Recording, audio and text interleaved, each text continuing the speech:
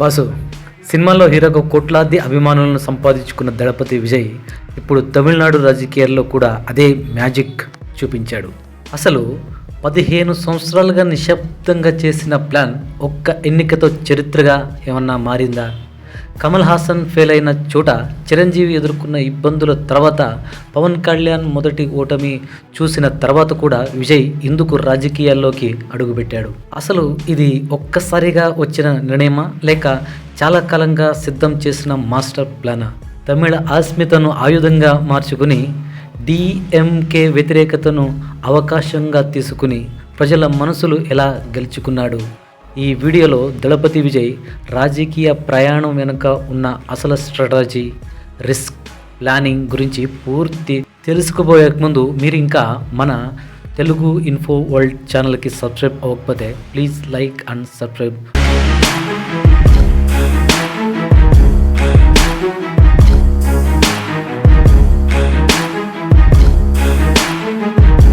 దళపతి విజయ్ తన కలను నిజం చేసుకోవడానికి చాలా కాలం కష్టపడ్డాడు.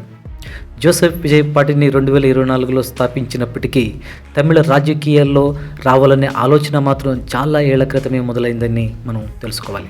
మీరు గమనిస్తే దాదాపు 15 సంవత్సరాల నుంచి విజయ్ తన రాజకీయ ఎంట్రీకి నెమ్మదిగా సిద్ధమవుతున్నాడు. అప్పట్లో అది చాలామందికి అర్థం కూడా కాలేదు. ఆయన సినిమాల స్టైల్ కూడా క్రమంగా మారింది. ప్రజల్లో రాజకీయ నాయకుడిగా ఇమేజ్ రావాలనే ఉద్దేశంతో కథలను ఎంచుకుంటూ వచ్చాడు. అలాగే ప్రజలతో కొంత దూరం, మీడియాతో మరింత దూరం పాటించాడు. రాజకీయ గురించి నేరుగా మాట్లాడకుండా ఉండేవాడు, కానీ అదే ప్రజల్లో ఆసక్తిని పెంచింది. విజయ్ ఎప్పుడు రాజకీయాల్లోకి వస్తాడు అన్న చర్చ తమిళనాడులో పెద్ద ఎత్తున సాగింది. అయితే రాజకీయాల్లోకి రావడం అంత సులభమైన విషయమేం కాదు. ఎందుకంటే ఇప్పటికే కమల్ హాసన్ వంటి ప్రముఖ నటులు రాజకీయాల్లో పెద్ద సక్సెస్ అవ్వలేకపోయారు. ఆంధ్రప్రదేశ్లోని చిరంజీవి లాంటి మాస్ హీరో కూడా ఆశించిన విజయం సాధించలేకపోయాడు. కళ్యాణ్ కూడా తన మొదటి ఎన్నికల్లో ఓటమి ఎదుర్కొన్నారు. ఇవన్నీ విజయ్ గమనించాడు. అందుకే నేరుగా పార్టీ పెట్టి ఎన్నికల్లోకి దిగకుండా ముందుగా అభిమానుల ద్వారా కొన్ని ఎన్నికల్లో వాటర్ టెస్ట్ చేశాడు. ప్రజల్లో తన ప్రభావం ఎంత ఉందో అంచనా వేసుకున్నాడు.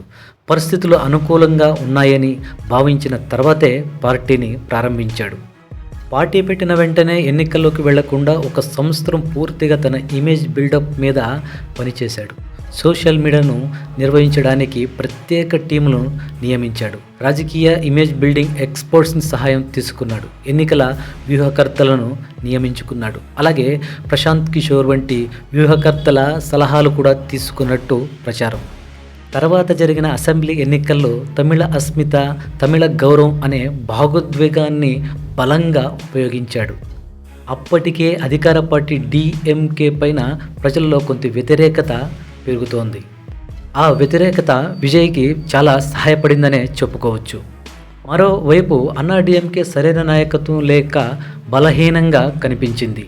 ఆ ఖాళీని కూడా విజయ్ తనకు అనుకూలంగా మార్చుకున్నాడు.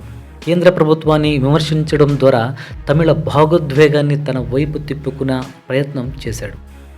అంతేకాదు, ప్రజలను ఆకట్టుకునేలా కొన్ని హామీలు కూడా ఇచ్చాడు. అయినప్పటికీ విజయ్ పార్టీకి ఇంత భారీ స్థాయిలో సీట్లు వస్తాయని చాలామంది ఊహించలేదు. కానీ చివరకు విజయ్ చారిత్రాత్మక విజయాన్ని సాధించాడు.